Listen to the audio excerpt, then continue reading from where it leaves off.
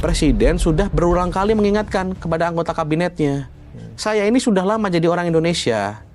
Saya ini sudah tahu akal-akalannya. Saya ini sudah tahu kebocoran anggarannya. Keadaan di lapangan tidak seperti yang diharapkan. Kita nggak tahu siapa lagi ke depan yang barangkali juga tersandung. Sudah bersama saya, Deputi 2 Badan Komunikasi Pemerintah, Timothy Ivan Triono. Selamat datang, Mas Ivan. Terima kasih, Mas. Apa kabar, sehat, Mas? Alhamdulillah, puji Tuhan. Iya. Mas, ini di depan ini ada jam pasir, Mas. Nah, biasanya kita akan muter seperti ini nih. Nah, dalam konteks apa yang mau kita percakapkan adalah menurut saya masuk juga filosofinya. Oke. Jadi waktu menjadi satu hal yang kritis mungkin hari ini yang mesti dilakukan oleh pemerintah menjawab berbagai tantangan. Mas Ivan, keadaan ekonomi hari ini menjadi sorotan. Respon cepat apa yang disiapkan untuk mengatasi keadaan ini? Salah satu yang kita lakukan paling konkret dan dalam waktu dekat sudah kita lakukan itu adalah dengan adanya PT DSI dan antara sumber daya Indonesia. Ya.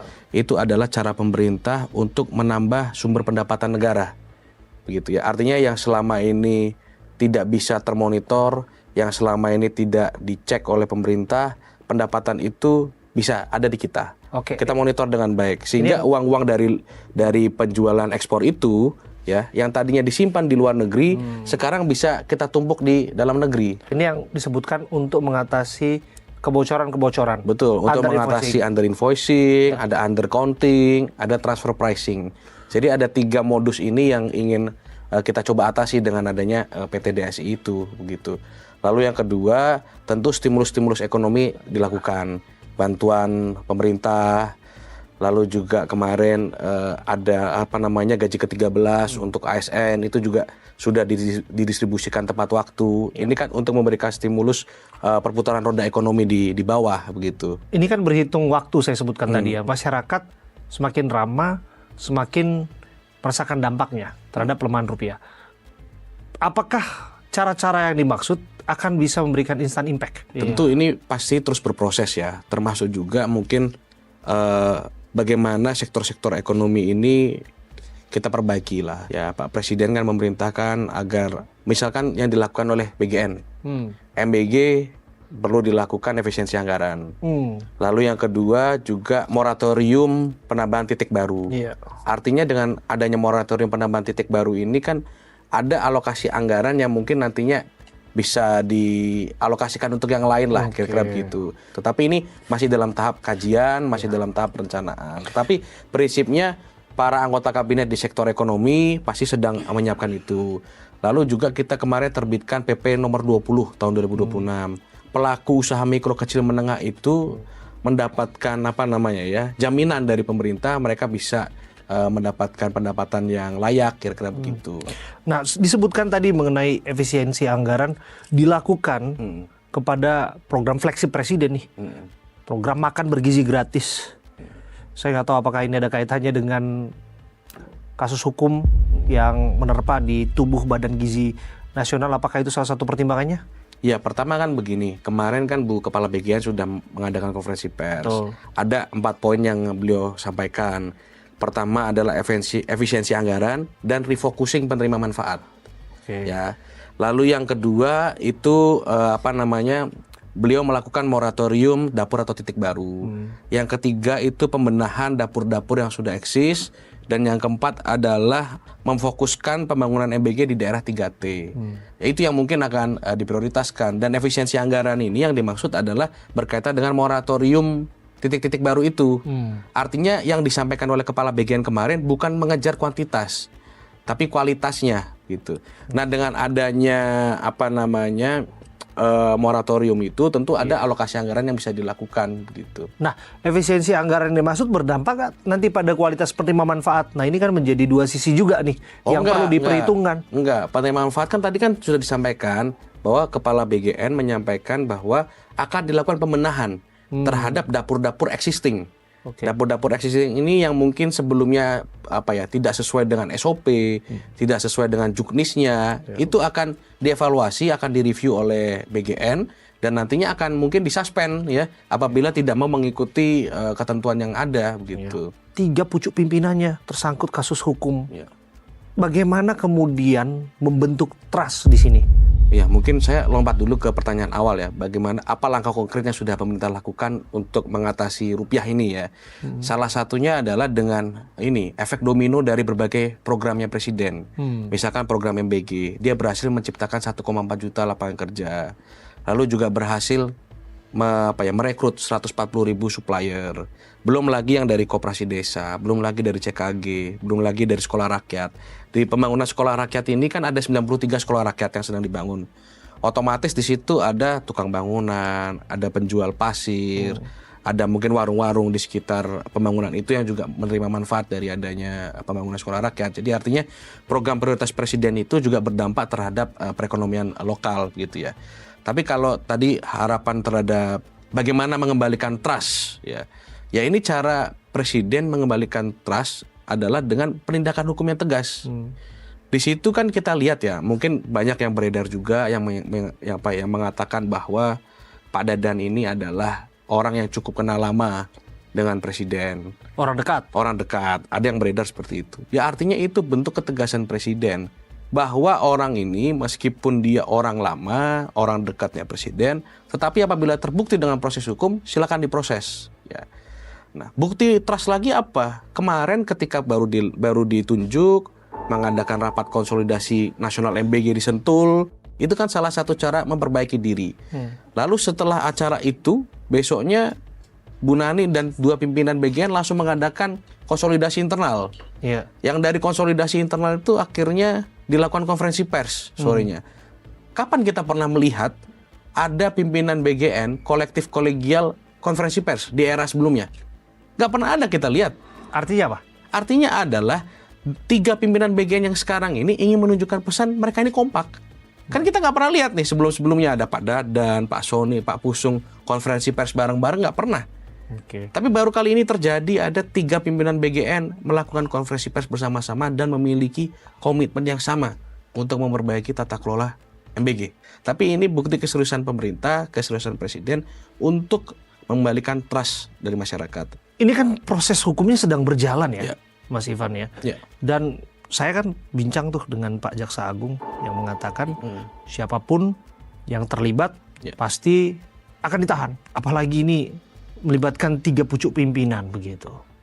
Ada yang menyebutkan bisa jadi ada tersangka lain dan sebagainya. Ini tentu PR besar ya menurut saya untuk mengembalikan trust kepada publik mengenai pengelolaan dari program ini. Betul. Mas Ivan. Betul. Memang PR-nya banyak sekali ya, terutama bagaimana kita mengkomunikasikan capaian-capaian dalam program MBG. Itu kami rasakan juga di pemerintah. Tetapi prinsipnya adalah yang sudah dilakukan oleh pemerintah di program MBG ini sudah sangat banyak. Misalkan penerima manfaat sekarang sudah mencapai 65 juta gitu. Dapurnya sudah 25.000 SPPG. Melibatkan 1,4 juta tenaga kerja. Pelaku UMKM-nya yang terlibat atau suppliernya itu 140.000. Artinya sudah begitu banyak capaian dalam program MBG ini yang dihasilkan oleh pemerintah. Tinggal bagaimana kita memperbaiki SOP-nya, terutama dapur-dapur yang menurut saya juga dari misalkan pengelolaan IPAL limbahnya. Lalu dari periode memasaknya. Kan itu ada ketentuannya itu sebetulnya hamin berapa jam masakan itu boleh dimasak. Nah, ini yang kadang dilanggar oleh pelaku-pelaku dapur ini gitu. Lalu yang ketiga, kualitas bahan makanan, bahan masakannya. Ada dapur-dapur yang bahkan buah-buahnya ini buah-buah yang berkualitas, tapi ada juga sebagian kecil mungkin ya, dapur-dapur yang udahlah seala kadarnya buah aja gitu. Tapi kan Presiden sudah berulang kali mengingatkan, terakhir kemarin di acara Sentul.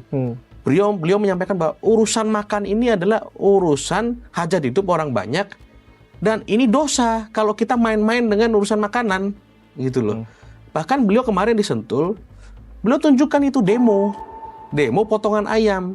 Yang sebelah kanan ayam potongan 8, 1 ekor dipotong 8, yang sebelah kiri itu 1 ekor dipotong 14. Bahkan para mitra itu diajak. Ayo sini, Bapak Ibu mitra lihat ini.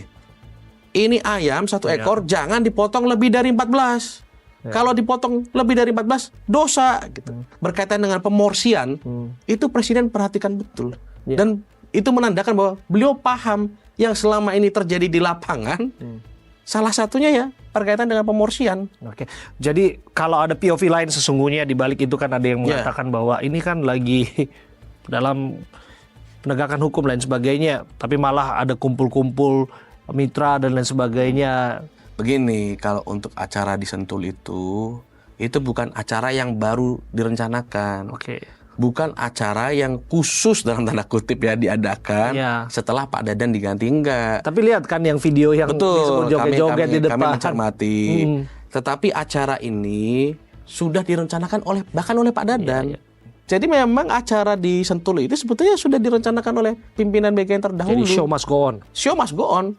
Nah, kita berharap ya ada hal yang positif tentu ya dengan hadirnya Tony Robinson, dan sekalipun sesungguhnya ada nyinyir-nyinyiran mungkin yang didengarkan ya hari ini ya. Tapi lepas dari itu Mas Ivan, satu ya yang dilakukan Anda sebutkan efisiensi di program MBG. Tapi lepas dari itu ada satu program lain yang dianggap juga menjadi sorotan. Salah satunya adalah Koperasi Desa Kelurahan Merah Putih. Kira-kira pemerintah akan memberikan evaluasi kah, atensi kah, atau sejenisnya kah? Ya tentu kan begini, Presiden itu selalu mengevaluasi semuanya. Ya. Termasuk kinerja para menteri, kinerja anggota kabinet kan juga selalu dimonitor terus oleh Presiden. Tapi prinsipnya adalah berkaitan dengan Kopdes, itu kenapa Presiden sangat ingin Kopdes itu berhasil. Ya. Kenapa? Sekarang yang baru diresmikan kemarin 1061 Koperasi Desa. Meskipun yang sudah siap beroperasi itu sekitar 9.000 hampir 10.000. Artinya pemerintah dalam hal ini Kementerian Koperasi dan juga Agrinas Pangan ingin supaya Kopdes itu betul-betul berdampak. Tujuan utamanya Presiden itu kan adalah untuk satu, memutus rantai pasok, ya, memberantas praktik-praktik tengkulak. Yang ketiga, masyarakat itu bisa langsung mengakses bahan-bahan pokok, tapi harganya itu nggak mahal. Lagi dan lagi kan ekspektasinya akan kemudian menghidupkan ekonomi sirkuler yang ada di sana. Bagaimana kemudian dalam artian ekosistem berjalan di sana, ya, sistem ekonomi baru dalam artian itu ya. Saya harus bertanya, apa yang membuat pemerintah begitu optimis, tetap optimis hari ini, dan apa indikatornya? Presiden itu selalu menekankan yang namanya pasal 33 Undang-Undang Dasar 45. Bahwa segala kekayaan alam yang terkandung di dalamnya, yang ada di Indonesia, itu harus dipergunakan sebesar-besarnya untuk kemakmuran rakyat. Itu yang membuat pemerintah optimis. Misalkan sekolah rakyat berjalan, koperasi desa berjalan, CKG berjalan, MBG berjalan. Saya ambil contoh CKG. CKG itu sama dengan medical check up ya, kalau kita di rumah sakit, cek kesehatan gratis itu. Kita kalau medical check up di rumah sakit, minimal itu 1 juta rupiah. Kita kalau mau dapat kualitas hasil screening yang bagus. Tapi ini diberikan gratis oleh pemerintah, dan bahkan kalau dari hasil screening itu ternyata diperlukan pengobatan lebih lanjut, itu masih di-cover oleh pemerintah melalui BPJS. Nah, ini yang diharapkan bahwa pemerintah itu bisa melakukan deteksi dini terhadap penyakit-penyakitnya. Sekolah rakyat, orang melihat, oh ini cuma sekedar memberikan pendidikan. Tetapi yang orang tidak lihat adalah ini adalah cara pemerintah, cara Presiden Prabowo mengangkat derajat hidup anak-anak yang miskinnya itu desil 1, desil 2, Mas.